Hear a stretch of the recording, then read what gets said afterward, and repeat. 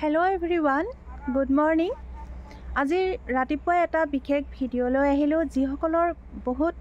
কাহৰ কাৰণে প্ৰব্লেম হৈ আছে দৰব খায়ো যিসকলৰ ভাল নাপায় মোৰ আবাই আমাক দিয়া বা আবাই এতিয়াও বেলেগক দৰব দিয়ে তেনেকুৱা যিটো মই শিকিছোঁ তেওঁৰ পৰা ভাবিলোঁ অকমান আশা কৰোঁ ভিডিঅ'টোৰ পৰা বহুতে উপকৃত হ'ব সো বলক যাওঁ ভিডিঅ'টো মাজলৈ হালধি গছ দেখিছে শুকাই গৈছে মাটিতে হালধি লাগি গৈছে চাব হা ইয়াৰ পৰা মই হালধি লৈ লৈছোঁ এয়া হালধি এইবিলাক হালধি গছ এইফালে আৰু আছে মোৰ বিশেষ গছজোপা দেখাও মই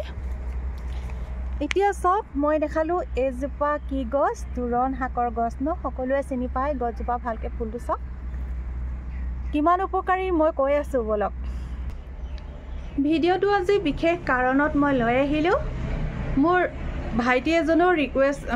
কৈ আছিলে যে তাৰ খুব কাহ হৈ আছিলে কমেণ্ট বক্সত ভাবিলোঁ তাৰো উপকাৰ হ'ব কৈ দিওঁ মৃদু পৱনে কৈ আছিলে সৰুৰে পৰা আমাৰ আবায়ো তেনেকুৱা বিশেষ গাঁৱলীয়া দৰব দিয়ে এইবিলাক মই লৈ আহিছোঁ দেখাবলৈ ভয় খাব নালাগে সৰুৰে পৰা আমি এইবিলাক খাই ভাল পাইছোঁ যেতিয়া দৰব খাই পেলাই ভাল নহয় তেনেকুৱা আবাই এইবিলাক তেনেকুৱা ধৰণৰ বন দৰব দিয়ে আনকো দিয়ে তেওঁ এতিয়াও দি থাকে অৱশ্যে বন দৰব বেলেগক তেওঁৰ পৰাই শিকিছোঁ আচলতে এইবিলাক কিমান উপকাৰী মেইন কথা হ'ল ফাৰ্ষ্ট টাইম মই কৈ থওঁ যেতিয়া দৰবো আপোনালোকৰ কাম নকৰে বা দৰব খাই থাকিলেও ফাৰ্ষ্ট টাইম এটা কাম কৰিব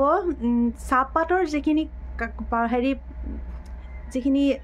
কাৰা পানী আমি চাহ খাওঁতে গাখীৰ চাহ সাপোজ বাকিবলৈ যিখিনি আমি লিকাৰ ব্যৱহাৰ কৰোঁ তেনেকুৱা ধৰণৰ পানীত আপুনি সৰহকৈ নিমখ দি নিমখ মানে সৰহকৈ ইমানো নহয় ধৰক 1 চামুচ নিমখ দি পেলাই সহ্য কৰিব পৰা গৰম পানীৰে মেইন দি গাৰ্গল কৰাটো খুবেই দৰকাৰ 2-3 বাৰ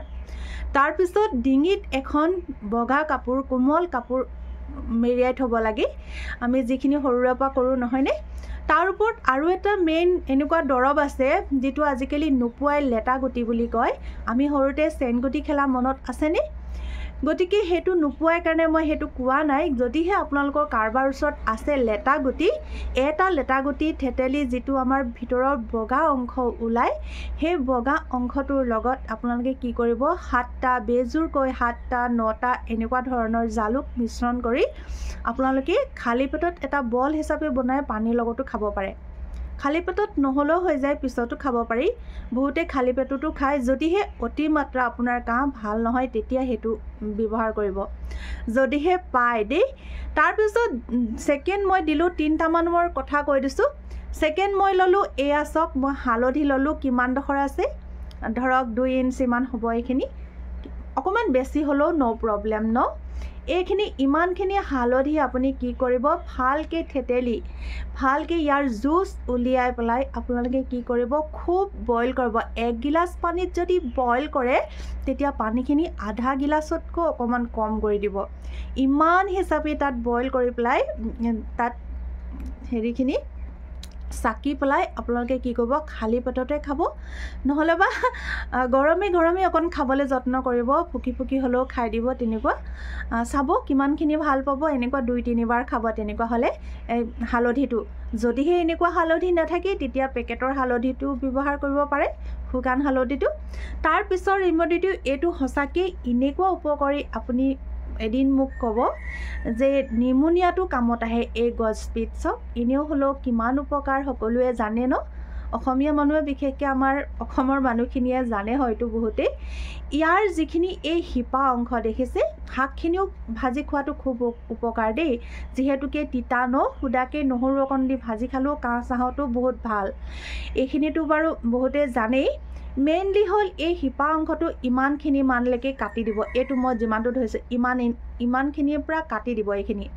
ইমানখিনিৰ পৰা কাটি পেলাই এইখিনি খুব ভালকৈ ৱাছ কৰিব ইয়াৰে 3 জোপামান ল'ব